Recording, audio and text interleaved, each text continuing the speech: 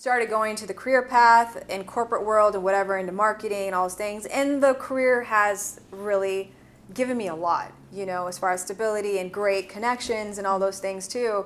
But now it's getting to a point where it's like, how much longer am I going to keep lying to myself? Like how much longer am I going to keep doing this because this has now become comfortable?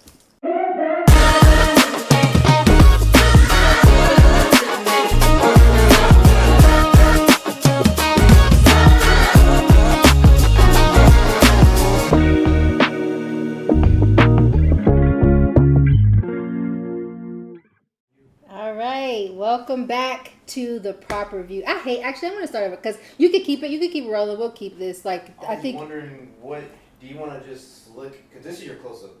Oh, that's my close up. To everybody. I'll look to everybody from which my help comes from. Here, it depends on you. I don't know. I know T said that he wasn't gonna use his camera as much, but yeah, you want to stay here. that's close up. Yeah, because the first segment is about the Bible story, and then we introduce Shabana. Yeah, then you can just cut to the wide. Yeah. Let's do that. Yeah. I hope we keep all of that. Terrell, please keep all of this. Because people need to see that I said I'm a girl rediscovering Jesus. Okay, so we is in process. Amen. So what's up, everybody? For those that are new, my name is Britny Horton, and this is The Proper View, a podcast that is about reestablishing the proper view of life situations and circumstances so that we can heal our hearts, renew our minds. I just came up with that, and I hope I remember it for every single episode. So welcome. I'm so excited about this episode. I have a dear friend, a mentor, a guiding light, Shabana, with me today. Shabana Syed. Gosh, am I saying your last name? Because this is embarrassing. Am I saying your last name right? Syed. Syed. Yeah. Do you know for all these years I've called you Syed? It's okay. I think a lot of people pronounce it that way, and I've just gotten to the point where I'm like, it's cool, whatever. No, that's not cool. Your name? Syed. Syed, yeah. Shabana Syed. Thanks. See, look, you say it so elegantly. Because girl, that name is sexy. It's as sexy as you. Shabana, it fits. Ooh, that's so gosh. good. I'm not going to leave this couch now, Britny. Like, dude, just keep coming. I'm here to stay. I love it. Yes. So, everybody, today we will talk about some heavier topics. We're going to explore grief. We're going to explore seclusion, and we're going to explore isolation. It's an episode that you don't want to miss. I'm so excited about it. And for those of you that are new, we start every episode with a Bible story, right? Because the proper view is about taking the word and humanizing it and then applying it to our lives. And so, y'all know I can't live without my notes. Can't see my notes without my glasses. So here we go. Andre, is this okay? Okay. So our first Bible moment today comes out of Matthew 14, 1 and 23.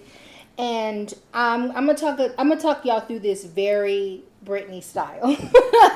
Because I think it's important for us to humanize it, right? Like, we gotta talk about who these people were and what was happening in a way that feels digestible.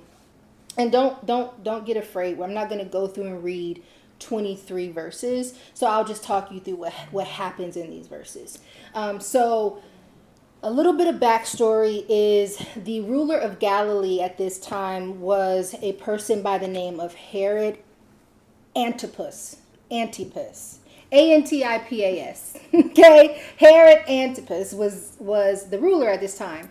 And if you tie it back to what the laws were within that time frame, the laws that were established through like the years of Moses, right? There were certain laws around who you can marry, when you could marry them, and why you could marry them, especially if they were married to a sibling. And so the ruler of Galilee wanted to marry and did marry his brother's former wife. Now, it doesn't really talk about how that wife became the former. It doesn't talk about, like, if the brother's dead or if the brother divorced the wife. It doesn't say that. It just says that Herod married his brother's wife, and John the Baptist was upset about that. John the Baptist told him, like, you're wrong. You are wrong for marrying your brother's wife. Well, the brother's wife, Herodias, I guess that's how you say it, is Herod IAS, right? She was like, wait, hold on. You gonna talk against my marriage? Off with his head, right? She's like, husband, he got to go. Well, husband, Herod is like, I can't do that. These people love John the Baptist. If I do that, they say he's a prophet. If I go off with his head, there's going to be a riot. Like, I cannot kill John the Baptist. So she seems to like let it go for a little bit. But then there's a birthday party. It's Herod's birthday. And his stepdaughter does a dance at his birthday that he just falls in love with. He's like, this is the best dance ever. Like, girl, you did that. And because you did that, whatever you want, you'll get it. Well, his wife heard that. And she said, come here, little girl. This is what I need you to do. I need you to tell him that what you want is for him to behead John the Baptist. So then the stepdaughter goes to Herod, and says, what I want is for you to cut off John the Baptist's head. He said, so Herod goes, wait, you sure? There's nothing else can we talk about it? Like first, like there's not, she's like, no, I want you to kill John the Baptist. Everybody heard him make that promise to her, so he has to do it. John the Baptist is subsequently murdered. That news gets to Jesus, and Jesus is heartbroken. We know that John the Baptist is Jesus' cousin by blood, but also he was the prophet that came to prepare the way for the Messiah. So there's not only a blood relation, a heart relation, there's a spiritual relationship here. Jesus finds out and he is heartbroken. He is so heartbroken that he decides that he is going to go to a separate place, assuming to grieve. It doesn't say that, but he's going to go to a separate place. The crowd follows Jesus. And instead of Jesus saying, hey, I need a minute, Jesus decides to serve. And that is when we get the miracle of the fish and the loaves of bread, the feeding of the 5,000. And that story was so powerful for me. Not because I think that there's a way to talk about this, right? Where it's like we could talk about servitude and how being a servant is a way to deal with grief. That is an aspect to it. But what really struck me was how Jesus went or attempted to go into seclusion. And it taught me the difference between seclusion and isolation. Isolation, as we know, it's where the devil can kind of get a little busy, right? Because you block everything out, you block everybody else out. But what we see Jesus do here is so gorgeous. Because in order for the crowd to follow him, they had to know where he was going. He had to make it known that he was going somewhere. He was going from one place to another place. You can't follow somebody that's standing still. So there has to be movement there. Jesus made it known that he was going to another place, which taught me that in seasons, because I think that not only do I think it's biblical, that taking seasons away from the noise is necessary. But Jesus also taught me that there's a way to do that. You have to be in community, and there has to be awareness about where you're going so that when you get there, you're covered and you're not alone. Right? Seclusion with God and with community is healing. Isolation without God and without healing is harmful. And the reason why I think it's important for us to put that in the proper view is that sometimes we take the hits. I just did that, Devin. I knocked that thing so hard. Sometimes we take the hits. Sometimes life comes at us and it comes at us fast and it comes at us hard. I talked to y'all about when my dad and my brother died 3 weeks apart. Getting one phone call, then the next phone call. I hadn't even buried my daddy. Then I had to go figure out how to bury my brother. what? Life comes at you so hard. And what I did in that season is I isolated myself. And when I isolated myself, I was like, I opened the door to all of these different vices to heal the pain, right? But most recently, this is going to be the first time our crew hears this. Shabana's aware. But most recently, I went through a domestically violent relationship. Marriage. And it was hard. It was very hard to deal with. And instead of me isolating, I let the community around me know what was happening. And what it taught me was exactly what we see here. That if I seclude with community awareness, I am safe. There's space for healing, and there's opportunity for shame to not take root. But imagine if I would have isolated. One, I would probably still be in my relationship because I would have gotten a dependency on that. Life is going to happen to us. We're going to get hurt. Trauma is going to tell you to retreat. But just like Jesus, if you need to take a moment, know that, first of all, it's okay to take a moment. But let the community know where you are. Because by the community letting you know by you letting the community know where you are, you can start the path to one of the greatest miracles of your life. Just like Jesus did. Because the community knew where he was, it put him in a position to feed the 5,000 men and then the women and the children with 2 fish and 5 loaves of bread. Do not miss your 2 fish and your 5 loaves because it hurts. You deserve the harvest of what it means to feed the magnitudes. I know it hurts, but your community and now us, we got you. We got you. And us having you leads me into my conversation. I can take these off now, y'all. Comedic relief. It leads me into our conversation with Shabana.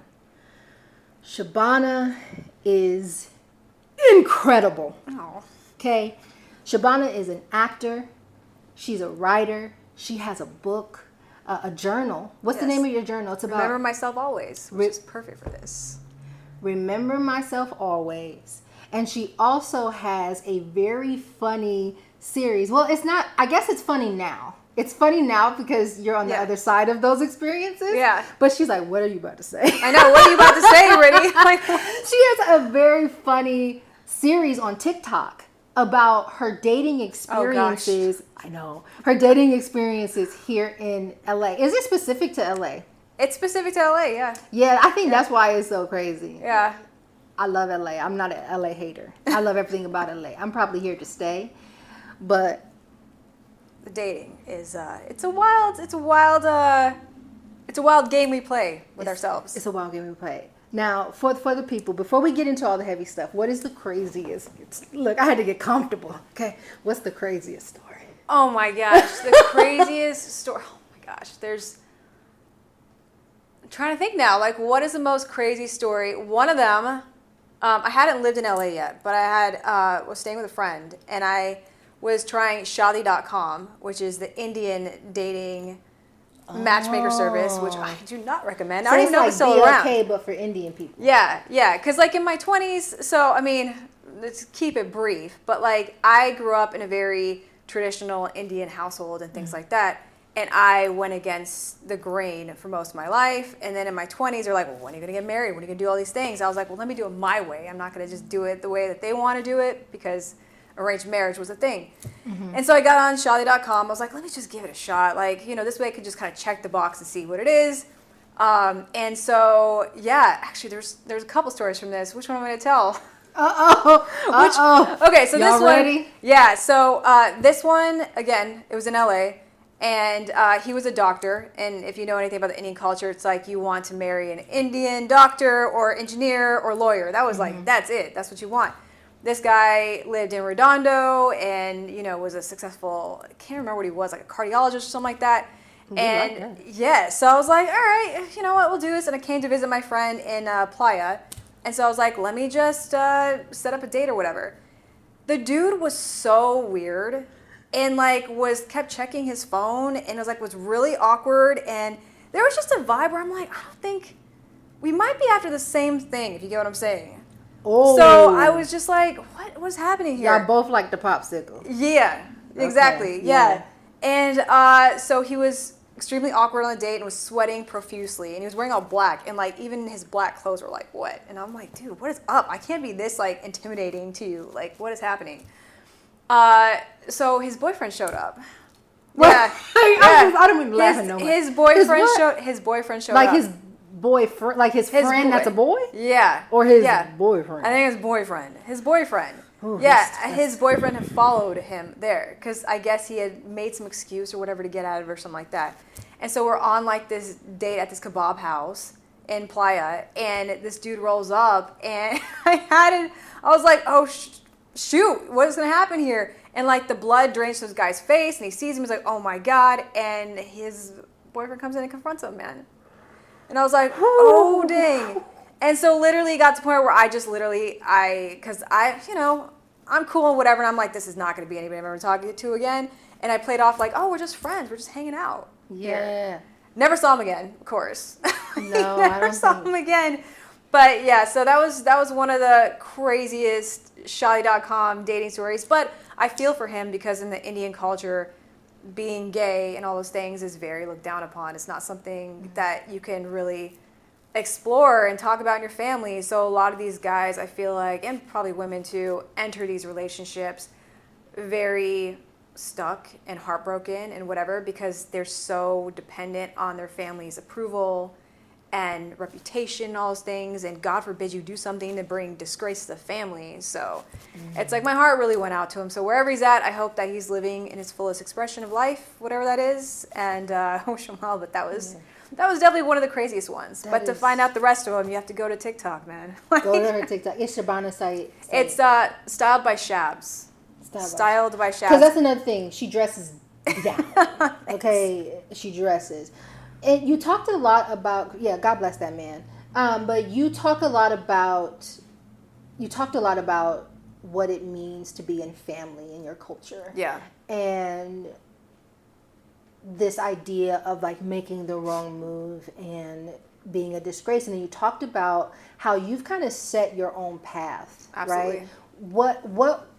First of all, how did you set your own path? And then how did you deal with whatever the fallout would have been with your family? Oh, that is a really good question. So to be completely honest, I betrayed myself to get my freedom. Can you say it again? I'm so sorry. Since my dad passed, there's been a lot of things. I betrayed myself to get my own freedom. Wow. And the reason why I say that is from a very young age, I always knew I wanted to be in film and I wanted to be an actor and all of those things. Again, that career in my culture, no way. You have to be a doctor, a lawyer, or an engineer. But as a woman, I'm supposed to marry a doctor, lawyer, engineer. Not supposed to be one. You can't be one. Yeah, I mean, now it's different, but at the time it's like, oh, you can be if your husband's family approves it. So there was basically growing up, and it's changed. I know it's not, for every Indian family out there, but when I was growing up, it's like your family is raising you to be somebody's wife. Like, you aren't raised with your own individuality, and like there is no talk to encourage what do you want to be when you grow up and all those things like that. So I have an older sister, and when I was in kindergarten, she got arranged and got married to her husband, who they're still married. He's an awesome dude. She really is blessed and has a bunch of kids and stuff. But as a 5-year-old, I didn't have the vocabulary. I didn't understand what was going on. I was like, my sister's getting married, and their in-laws showed up to the house, and it was a very traumatizing experience for me because my brother-in-law's niece came in and started calling my sister mommy, and I actually decked her. Because I was like, wait, what decked me? I punched her. You punched her, baby? I was a very I was a wild, rambunctious little kid. I was like, she ain't your mommy. And I punched her. And I got into a lot of trouble. And I was just like, screw this. But then as I entered that age, because she got married right after she graduated from high school. Wow. Like she graduated in 88. And so that was like in June. And she was married by August. And it was an arranged marriage. Oh, that sounds like my marriage. Yeah, it wasn't arranged. Wild. Yeah, so it was pretty crazy. Wow. And so when I got to that age, of course my parents started preparing the same way, and I was like, "Oh, hell no, dude. I want to be an actor. I want to be in film. I want to do all these things. Like I'm not going to do this." And like it was men coming from India who were doctors and things, and I would be like that what is it? The fiance visa and stuff to bring them over. And it's just like, yeah, so I was like, this is not my path. Like, I just knew it viscerally in my gut. Like, this is not my path. Yeah. Cannot go this way. And so what I did is, as much as I wanted to just like jump into acting and film and all those things, I'm like, I have to prove that I can stand on my own. So I went to school and did business school and whatever. And then I went to UCSB and did film studies, and I loved it. But then when I graduated, it was like, I can't go to LA and be a broke artist. There's no way. Like never in a million years. No. Yeah, I was like, there's absolutely no way. Because then they were like, see, we were right. You should have gotten married. Like, you can't stand on your own type of thing. So started going to the career path in corporate world and whatever, into marketing and all those things. And the career has really given me a lot, as far as stability and great connections and all those things too. But now it's getting to a point where it's like, how much longer am I going to keep lying to myself? Like, how much longer am I going to keep doing this because this has now become comfortable? And it's like the definition of stability that I have now, right? And so since my dad passed, which was 7 months ago, and this week was his birthday, it's really put like a fire under me, like, oh, you better start figuring out what you really want and put the seeds in the ground to make it happen, because you don't understand how short this life is and how fragile this life is until you put a parent in the ground, or in your case, a parent and a brother. When you see that body go into the dirt with nothing, it makes you question every single thing you've done in your life. And again, it's like, I don't regret what I've done so far, but it's like, going forward, now it's on me. Yeah. Because I've already proved myself. No one's questioning it. I'm, in my 40s now. It's so, no one's like, oh, is she going to make it or is she not? Now it's me asking myself, like, do you trust yourself enough to go make it happen? Why are you scared when other people are dreaming bigger for you than you yourself? And my dad always looked at his kids, and he had big dreams for us. And one thing he'd always say to me, he's like, why are you still working for somebody? Like, why are you making somebody else rich? Like, what is this? He's like, I know you're smarter than this type of thing. And at the time, I didn't really understand what that meant. I'm just like, oh, God, he's just being hard on me or whatever the hell. Because my dad, unlike my mom, he saw that, like, oh yeah, this girl is not like my other daughters. Like, she's going to be different. And he actually held the space for me to go and do it. So, like, when I got to UCSB, he was like, you better take this and run and go and, like, get out of here. So it was really great to have that. So as my dad passed away, I'm like, oh, damn. Dad really had massive dreams for me that I'm not allowing myself to have for myself. Yeah. And so now it's really at that pivotal moment in my life where, what do I do to get on the path that I was destined for, that I took myself off of to prove myself to other people instead of myself? That's it. So that's where we're at. How do you, when you say that my dad had dreams for me that I'm not allowing myself to live, what does that bring up for you? Oh, a lot. It's it's like knowing that my dad won't see my future accomplishments when that's all he ever wanted for us is a really hard pill to swallow. So there's a lot of regret and like almost not like an anger, but like almost like a sadness. But then whenever I feel those sadness, I kind of hear my dad like, you're still young, go freaking do it. Like, thank God you got the stability and the solid foundation that you're on. There's nothing stopping you. Whereas like when I was a kid and I jumped to California, whatever, it's like I had $1,000 or something in my pocket, and I was like, you came with more to me. Yeah, like it's like So I was like, all right, let me just come make it happen, and it's like now I'm in a different position. It's like I was way braver at that time, but I also was like, and then I am now. But I think the reason why is because now I'm comfortable. There I was on shaky ground. I was like, if I don't bust a move, they're gonna dictate what my life looks like, and I can't have that. And now it's like, oh, okay, cool. I'm living good and like all these things. So it's like almost like there's a silver lining in each side of it. And now it's like trying to figure out how to get back to that urgency of being uncomfortable and being okay with uncomfortable, to take bigger risks. So a lot of emotions that kind of feel like a whirlwind, but also going back to like what you're saying about isolation and seclusion. One thing that my dad's death really did for me was it put me in seclusion with God, hardcore. Because I know in my religion, so I'm Muslim, my religion is, and I think all religions are like this, so I have to pray for my dad through God so I can elevate him on that side and give him strength to pray for me on this side. And the only way to do that is to get right with God and understand God and like realize like, oh God, okay, this life is so temporary. And I'm a vessel for God, and I need to get right with him. So God gave me the freedom to like, okay, go prove yourself, do your thing. But remember, I have a mission for you, and you better figure it out and get back on track. On track. I'm going to ask you a hard question. Okay. Is that okay? Yeah. Take us back to the day you got the phone call. What was that like?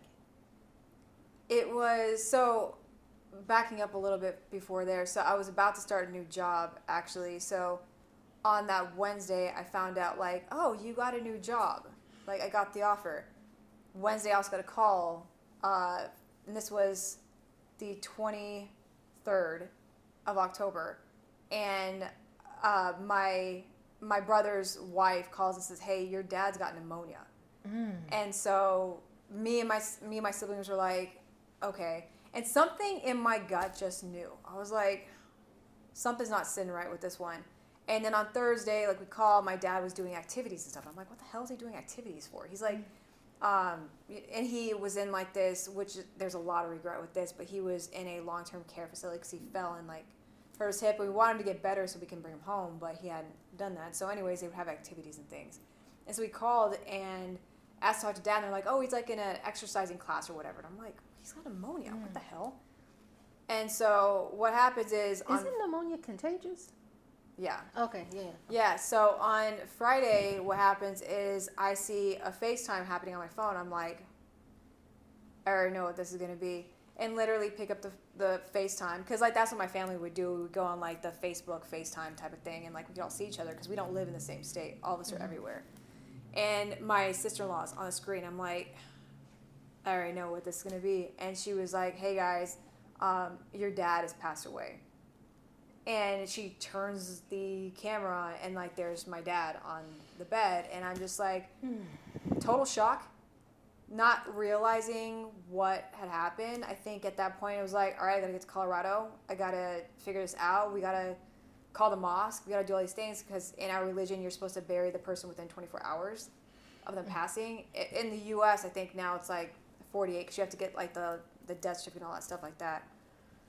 So it just became survival mode and not really accepting the fact that he was gone. Like, I think it was just like subconsciously, it just hadn't accepted it. And like consciously, it's like, we just got to get this done. Yeah. So literally, like, family from all corners, my brother's in Colorado, but me and my siblings all jumped on planes and flew out to Colorado. And we got there, and it was really wild. So in my religion, the body is cleaned. You have to clean the body, like bathe it. So like my brother and his sons, and then my sister's son and her husband went and like washed my dad's body and cleaned it. And then you wrap the body in a white cloth.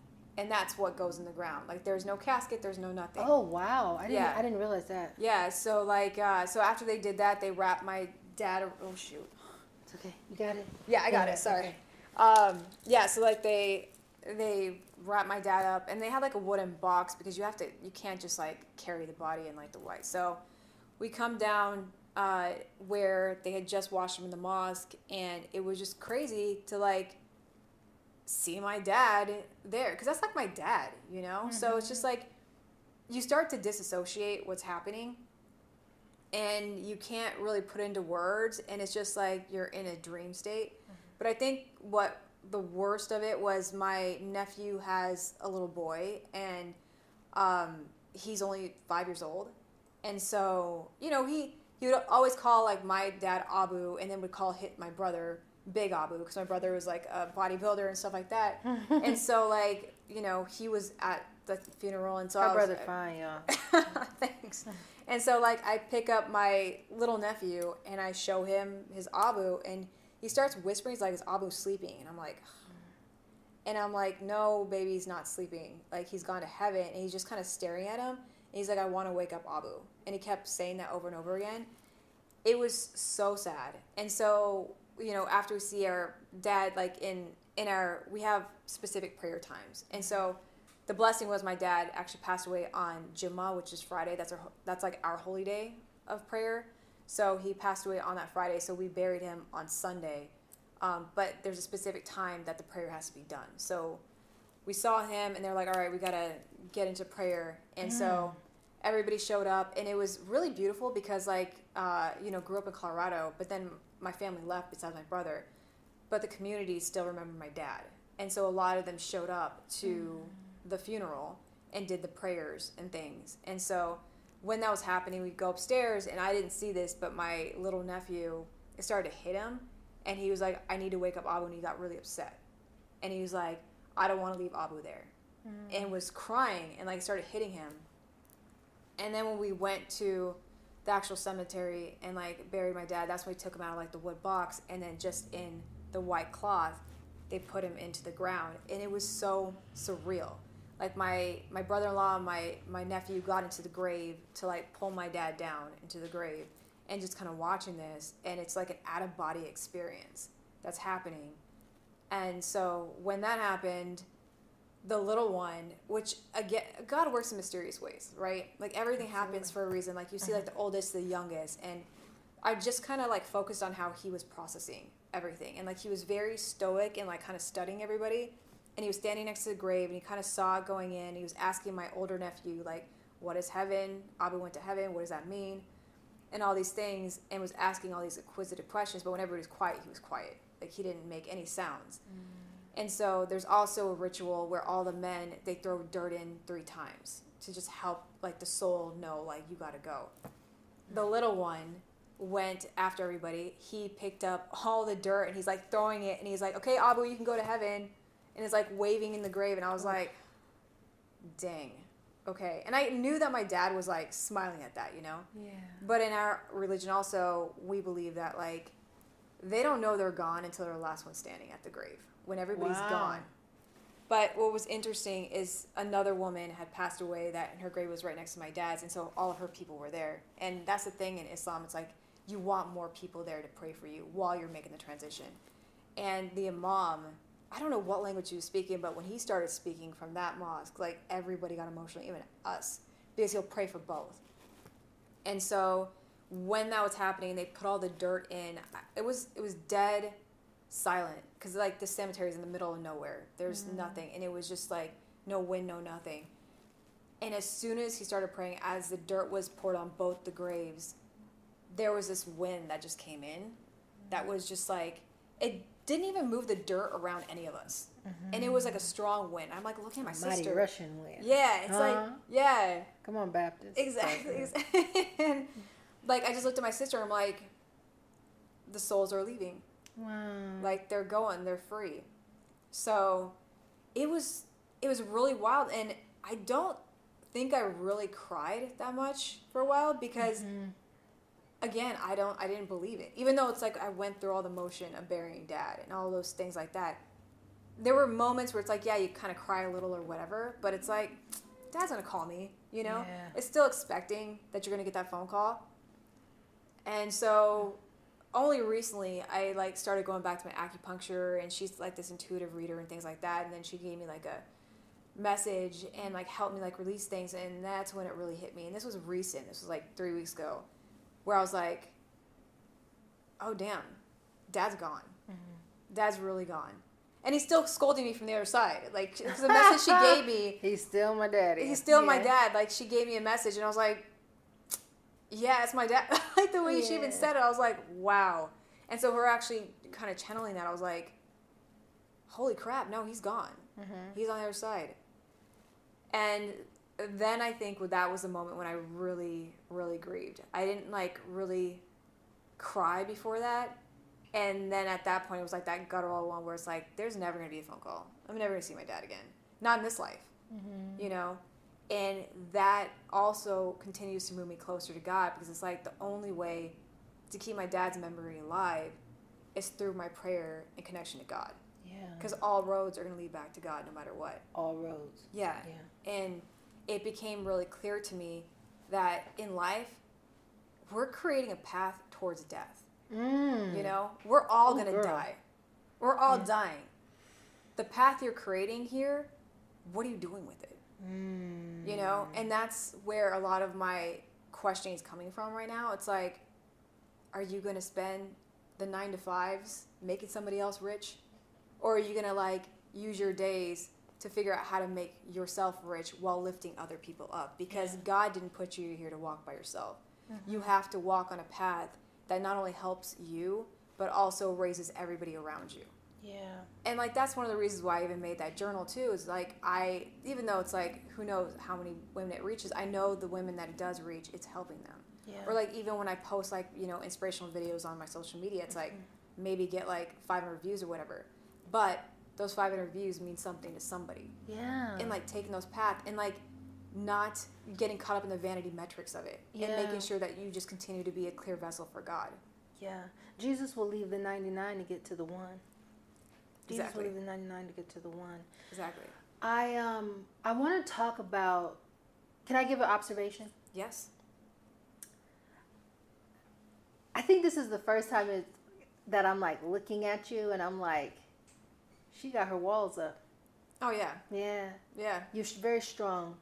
Oh, yeah. And you know me, so you know me too, right? Like, Yeah. I can go either way. I could go very executive Horton, strong, Yep. or I could go very goofy girl. But they're both masks. Yeah. What's happening? I think you just, again, it's like, it goes back to, like, survival mode. Yeah. You know? It's just because that's, like, that's my normal. And that's, like, what we're trying to, like, rewrite. So basically my entire, as you know, going back to my story, I really had to step into a masculine energy. Yeah. That hustle, that grind, that chase. There's a reason why nature, women don't chase. Like, they're like, entertain me and show me that you're worthy of me type of thing. But a lot of, like, society now, women have taken that role to be able to stand on their own and to build the life of stability and all those things for themselves, because, like, we know that you can't always depend on somebody. Yeah. So when that becomes, like, your normal, it's very hard to, like, rewrite it. Yeah. And it's like stepping into, like, okay, how do I actually look at my feminine energy in a way that is of strength? Because, like, for so long I'm like, I can't be feminine, because if I'm feminine, that gets me stuck in an arranged marriage that I want to be in, you know? So it's like, I got to become, like, the powerful one. Yeah. Yes. You know? Yes. So it's like, Yeah. it's my norm. And now I'm at a point, too, where it's like, for me to pivot in my life and go after what I want, creativity is a feminine energy. It Whether is. they want to admit it or not, creativity, imagination, that's from the feminine energy. Yeah. You know? And for me to really excel in that and to, like, connect with it again, it's like Yeah. embracing it. And I think a place we see, like, just how intimate it is when God was creating Adam. Yeah. He breathed. In order to be so close to something that you can transfer breath into them, there's a level of closeness and intimacy and nurturing and care that comes from that we see in women. Absolutely. We carry that energy. Yeah. So this masculine energy, this toughness, this grit, this grind, how do you reconcile that version of you with the little girl who just misses her daddy? Ooh, that's a hell of a question right there, Bridge. Yeah, I don't know if I've even, like, really thought about that. Yeah, I think You know, what's so funny is a message that came from my dad, and I'll share it. It was just like, you are too tough on yourself, and you need to ask for help. Yeah. And that two things that I am not, and that came from the grave, you know, and it's like, all right, okay, Dad, I hear you, you know, and it's like, all right, and I'm in a position now where I'm like, I guess this is a point where I need to ask for help, you know, with my own stuff, and because like the anxiety this week, and I think it was just from my dad's birthday, but also coming to the realization that he's gone. The anxiety has been on a level that I've never experienced in my entire life. Wow. Like to the point where it's like, it's manifesting in ways where I'm like, holy shit. Sorry. She can Holy say shit. that. Okay. Like, She can say that. I'm trying my best not to curse. She knows I curse a Y'all lot. know that y'all just got delivered from cussing yesterday. Yeah, exactly. She so, can say that. Yeah, so again, this goes back to the seclusion thing. Mm-hmm. It's like coming to God and being like, you know what, Allah, I can't do this without you. No. Like, I can't, you put so much strength in me, but I need you to help me direct that strength towards becoming the most powerful version of my femininity that I've been away from for so long. Yeah, that's good. Because it's like, I've always been in competition with everybody. I'm like, even in my relationships, it's like, I'm guilty. I have to earn my keep in this relationship. But a good man will never make you earn your keep. He chooses you. He wouldn't even want you to. He wouldn't want you to. Yeah. Like, he But wants... that's another. Yeah, That's another conversation. We're going to have to do a part 2 on that whole situation. But yeah, so it's reconciling first and foremost with like, there is a seed deep within me that needs to be nurtured, and that's a creativity story. This is It's a lovely thought. And the Lord Don't said to cut it. Moses, I will do the very thing you have asked, because I am pleased with you. And I know you by name. God knows you by name. That's a sign. That's This Alexa. is a reminder. Yeah. And the Lord said to Moses. I will do the very thing you have asked. She's going to say it This again. is a reminder. She likes And to the Lord make her said to point Moses, I will do the very thing you have So- asked, because I am pleased with you and I know you by name. Thank you, girl. So that's Alexa. I mean, the timeliness. The of timing, and I she gives me Bible verses every 2 hours. We're filming in my home in LA, so she's gonna make an appearance. But it. Yes. back to you. Yeah. So I'm still learning Yeah. how to reconcile that part of me with like the little girl too. I think that's the reason why on my social media it's like I haven't posted like newer pictures. It's been like the baby with dad. Yes. You know. Yeah. So and like looking at those pictures, like he really loved his kids, and I know that he wants to do more for us. And I feel like now on that side he has the freedom, but we just have to ask. That's the big thing that I've learned too with his death and reconnecting with my ancestors and things on that side. It's like they're just waiting for us to freaking ask. You just have to give them permission because they can't intervene in your life until you give them permission. Yeah. And so like one of the things that I kept hearing is like you just have to ask them to help you lift the burden. And as soon as I started saying that, immediately it's like I feel like I can breathe. Like it was just so instant. You know? I love that. So in your religion, so I too, I mean, as you know, I went through my like connecting with the ancestors. And Yeah. I was like, you know, really seeking for that. And since rediscovering Jesus, I've been in a space of like, let the dead bury the dead. Like that they're dead, right? Yeah. And how in your religion, where do you all stand on ancestors and communing with ancestors? Oh, we absolutely believe in them. Like we have specific nights that we pray for them. Like anytime I pick up and read the Quran, it's like I'm reading this for my ancestors to strengthen them because, like I said, the more that I can pray for them, I strengthen them so that they can pray for me. And their prayers in like our text are the most powerful prayers you can get at all because you're doing the duty of remembering them and honoring their legacy and walking with their honor because I wouldn't be here if they hadn't done what they did. No, that's true. You know? So Yeah. it's like, how could I ever forget them? Right. Like, I can't. Like, I have to remember them. So even my grandparents, I never met them. Like, they died years before I was born. Wow. But So you've never had the experience of having a grandparent? no. Wow. No, both parents died. But what was so crazy is as a kid, there was Grandparents' Day at school, and for whatever reason, as a 5-year-old, I would pull chairs up for them. Wow. Like expecting them to like. I mean, I knew that they weren't there, but I would pull chairs from as a kid. So like, I always felt really connected to my grandparents without ever knowing them. But I think what helps strengthen that bond is the fact that, you know, my aunts and uncles share the stories of their parents. And so I'm able to carry those stories forward and like learn the lessons and learn their struggles and strifes and never take that for granted. Yeah. And being able to push that forward. Yes, it's like even when I'm talking to God, I'm talking to my grandparents, or now I'm talking to my dad, or, you know, it's keeping their honor alive because we have to. Because I don't know if you've seen the movie Coco, but like No, I said yes, but no. you never seen it? I don't even know what that is. Coco Melon? No, I don't know that it's a Disney movie. It's called Coco. Oh. Well, I'm not gonna say anything. I won't ruin it for you. Watch Coco. Okay, I'm gonna watch It is. Is it black? Is she black? Why they call Mexican. her Coco? Okay. Yeah. I was like, It I knew is- something in there was a little. Yeah, soft. it's around like their day of death type of thing. Okay. It's one of the most beautiful Disney movies ever. Better than Inside Out? It's up there. Okay. It's definitely up there for sure. Okay. Yeah, it's one of those you're gonna need tissues for sure. Okay. Tearjerker type of vibes. I'm gonna watch it tonight. Yeah, but you'll see what I'm saying when it's coming about like honoring your ancestors. It's really important you never forget them. Yeah. And I thank you for that too, because very transparently I'm struggling in that area because again, rediscovering Jesus. And so it's like, do I turn that off? Right. And at what point do I say rest in your eternal place, right? Like, you know, so thank you for that. I want to go back to this idea of seclusion and isolation.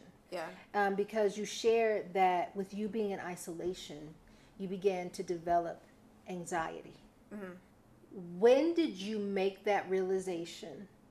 And what did isolation look like for you?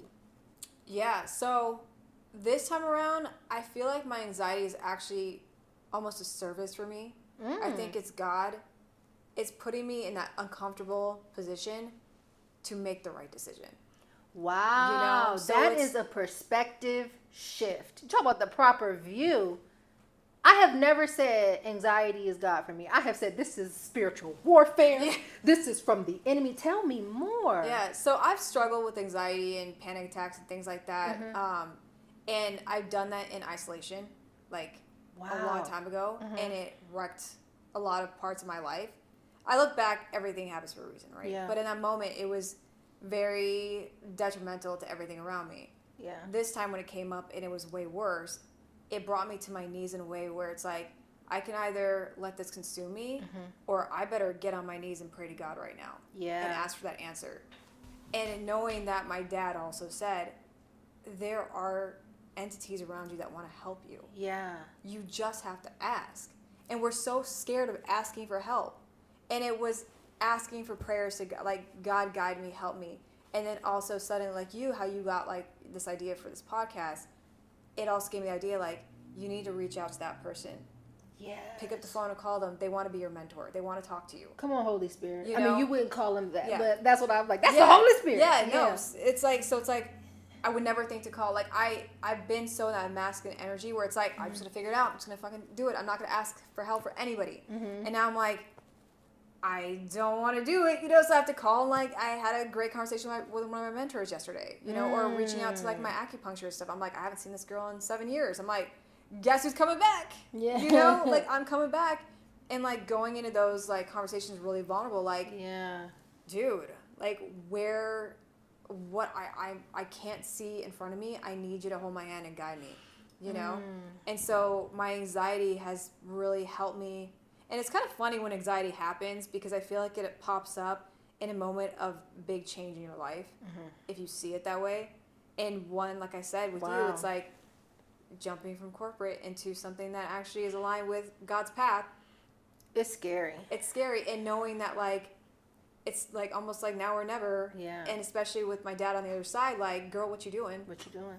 You know, it's like I've been telling you that since I was there. Now I'm on the other side. Like, You gonna what's do it or up? not? Yeah, Yeah. exactly. Because it's like, again, it is my responsibility to carry the legacy that has been left for me Wow. and move it forward and make it even better and stronger for the next generation. Like, I'm cut from this family. Like, I can't separate myself from this. Like, this is the path, this is the story, the encyclopedia that God put us in. Yeah. So I have to do my part to carry this. Yeah. You know, I can't forget that. So it's with dad's, yes, it sucks to have lost him, but at the same time, it's like, it's opened me up in ways, and I'm really grateful that I was open to opening up these ways. Yeah. And asking the questions and getting right with God and getting closer and calling on my ancestors. And like, even for my dad's birthday, it was like, all right, I know you're on the other side with the ancestors doing your thing, man. I know you're celebrating and having fun, and Happy birthday. happy birthday. You know what I'm Yeah. saying? It really, it changes. I mean, you're not going to know it until you experience like what real death is. Because I've known tons of people have passed away. Yeah. But nothing competes to actually losing somebody as close as a parent or a sibling. Yeah. Nothing. That changes everything. It changes your life. It changes your life. And then Yeah. you also realize, like, I don't have to put up with this BS crap, dude. No. Why are we doing this No. to ourselves, you know? And it's like, and I've known in my life, too, it's like when I take leaps, it's like, I don't know if I'm going off a cliff or what the hell is going to happen. God's always going to show up. Always. Always. Right there. Always shows up. Always been there. Yeah, it's like, so it's like, how dare we give ourselves more power than God? Thinking that we know everything. That part. That's called pride. And then you know what it says? Pride comes before the what? The fall. Yeah. Yes, that's so good. And I'm so excited for you too, because what I do hear in your story is going from isolation to seclusion. Yeah. And right in the middle of that was a shift in perspective to say that this anxiety, right? We often say in the church, and it's because also in the word, that what the enemy meant for evil, God meant for good, right? And so it's really you using what is really there to kind of keep you in a space as a vehicle to bring you to the feet of the Father. Oh, yeah. Yeah. And that right there is the proper view. Yes, girl. That's it. And you talk about death, and I you know, the most beautiful experience with death I've had was the death of my grandmother. I had what I now know was a privilege, and it's actually what restarted my walk with Jesus. Yeah. Were you still at Altruist? She hired me at my job. So we didn't even talk about that. Oh, we didn't talk about that. She hired me. There's we a gotta whole talk story about that about whole- that. That's a whole It's a story. great story. Honey, we was drinking womb smoothies in the interview. Okay. Yes. But I had to go home. Yes, because you that's my mama. You covered for me so that I could go home to be Yeah.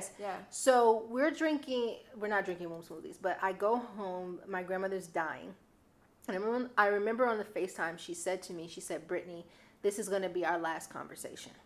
She was ready. She wanted them to put her in hospice, do what they needed to do so she can go. Yeah. And I just was like praying, even at that time, I was praying. I was like, let me just see her. Let me just see her. So she held on till I could get there. And I remember putting my hand on her head and I said, Grandma, I'm here. And I might be delusional. Okay, I might be. But I literally felt her head go like this into my hand. And it was slight. It was slight. But I felt like that was her acknowledging that I was there. And a few hours later that night, my grandma, they had put her in a catatonic state. So she wasn't talking, she wasn't making noise. But all of a sudden I'm sitting there and I'm talking to my aunt and I'm talking to my niece. And she goes, I look at her, I say, you talking? Because I'm thinking it's a miracle. Yeah. I'm like, wait a minute, I told these people she wasn't dying. Yeah. And then a few seconds go by and I go, oh no, she's gone. She was gone. And I thought you was going to cry on this. I'm crying. Ended up being one of the biggest blessings of my life. Aww. Because I was able to see her peaceful transition. Yeah. Then I was able to stay with her because I wasn't leaving. That's one thing. I'm like you in that way. I'm the baby of the family, but back up, right? Yeah. I was not leaving her body there. So I waited for them to come get her. And the funeral director, because I waited to go get her, he saw that, I'm a warrior for my people. Yeah. Yes, you are. And he let me close her casket at the funeral. And what it taught me I learned so much about our beginning by seeing her end. That part. Yeah. That part. It started with a breath, it ends with a breath. It's truly okay. Yeah. And we don't have to walk around with armor. Yeah, that part. It's hard not to walk around with that armor when you just been like given so many punches. Yeah. You know what Punches I'm saying? of it all. Because people that punch you, they did it in your most vulnerable times. Mm-hmm. You know, they took advantage of your vulnerability. Yeah. How dare they? How dare they? You know, how dare they? And they took our strength away from our vulnerability. But then in that moment, you saw how powerful it is. And that's when you see God. Yeah. How did you find yours? Oh, gosh. Basically, purged my entire circle. Ooh. Yeah. Yeah. Yeah. Yeah, It was, tell it us was about just that. like, so, you know, in my 20s, I was a walking shell, man. It was a walking shell, just like, get the paycheck, prove yourself type of thing. Where I pushed aside who I really am. The essence of me was gone. And, you know, when you think about manifestation, you attract what you are. So, of course, I attracted other empty vessels. Wow. Manipulators, like all those things that just were like opportunists and things like that. Yeah. And when I thought that they were my friends, you know, because when you have a mask on, you could change it. You can make it look however you wanted to. I started to like think I could trust them and like be vulnerable with them and all those things. Ooh. And in those Then the moments, vultures. oh man, and in those moments, I would show my vulnerability and I'd get hurt. And it's like, this is why I don't show my vulnerability. This is why everyone's a douchebag until proven otherwise, type of thing, you know. And you get. And very where are stoic. you now with that? In that journey? Circle's really small. Yeah. Circle's super Do you small. still have the same view that like you're a douchebag until you prove otherwise to me? Yeah, that's still there. Yeah. Yeah. That lesson's still there for sure. And I'm very, there's a lot of filters to like become my circle. And I think for me, it's a good thing because then it's like, if you become my friend, Wisdom, yeah. you're my friend. You're my friend. You're And my you, dog. like, I mean, you see like the goofy sides and all Yeah. those things and like, you know, the more vulnerable sides. So that way it's like, I know I'm safe. Yeah. Like, I know I'm not going to be judged by this person. I know this person has my back. Yeah. Type of thing. So it's like learning how to embrace my vulnerability with the right people that hold that space. And also having discernment to be like, that person's not safe. They don't get the privilege to see my vulnerability. That's perspective too. Seeing it as a privilege to have access. Yeah. Right? That's the Yeah. proper view right there. Like, Yeah. you know, I told you with your recent situation, that guy does not have the freaking privilege to breathe the same air that you do. You know? Yeah. He saw how brilliant and bright you are. Thank you. He's none of those things. So he can't stand next to a woman like that. So what's he going to do? He breaks it. Or tries to. Or tries to. Because here I'm sitting on the couch. Exactly. At the You're about to baby. rise, girl. Yeah. You know what I'm saying? And it's just like, no. And that also ties back into like knowing that, no, God didn't put me here to be abused by that. No. Like, I am too good for that. God Yeah. created me. I'm the vessel that God created. That part. I need to serve the purpose to a higher power. This minion over here? Oh, hell no. You know? God bless him. Yeah. God bless these people that hurt us. Yeah. God bless these people. We have something fun here that we do. Oh, gosh. It's called, don't get nervous. It's okay. Oh, gosh. Now I need my notes. They know I need my notes. Yeah. It is called Healing in a Minute. You ready? Yeah, let's do it. Okay, so the idea is, it's a lot like rapid fire Oh, okay. for the advisor journey. Yeah. So I'm going to give you questions. Okay. The idea is we're going to get through all of these questions in just 1 minute. Can somebody keep us honest? Oh, gosh. Yeah. So it's 1 minute. When we get to the minute, go boom, boom, boom, boom, boom. Okay? Or whatever your heart desires. Okay? Because I know that was a little extra. All right, you ready? Okay, yeah. Dun, dun, All right, dun, let's dun, do this. dun. Okay, one word that describes grief with God. Oh, my God. Surrender. So, woo! Yeah. Okay, we only got a minute. What surprised you most about God's presence in your grief? Wisdom. Wisdom. Yeah. Oh man. Okay. How do you know when seclusion is helping you heal? When you get chills. You get chills. What keeps you connected when isolation tries to push you away? Oh, back to prayer. Get on my knees and ask God. Be like, take the devil away. I love that. I Yeah. love that. Isolation brings us closer to God so that we learn seclusion. Yeah. I love that. One way grief has softened you instead of hardened you. Oh, I think he's saying bum, bum, bum, bum. forgiveness. Oh, no, he's not. He's not. Oh, Okay. One forgiveness. way grief has softened you instead of hardening you. Forgiving myself. Forgiving yourself. I want to talk about it. Okay, we can't. One thing you say to someone what is one thing you would say to someone who feels like they are pulling away and want to go into isolation right now? What can I do to help you? What can I Yeah. do to help you? Yeah. That's community. He Yeah. just gave me the bum, bum, bum. We did it. Oh, we did it. See? Nailed we it. did it. We Wow, got that this. is thank you so much for coming. Thank you for having me, Brittany. We have to have you back. Yes, I am so freaking proud of you. Thank by the way, you. just like I mean, from our womb smoothies, when I saw you, I was like, oh, this girl.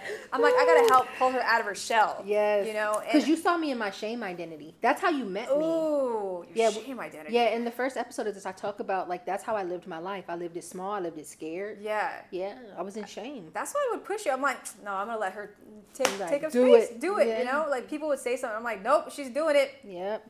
I need her to take up the room because I could see the light in you. Yeah. And now look what you're doing, Look at man. You're me. inspiring me. I'm like, all right, I gotta figure myself out. Thank you, girl. Yeah, thank you for having me. I appreciate it. Yes, thank you all for joining us. And for those of you who are in grief, know that you're not alone. How can we help you?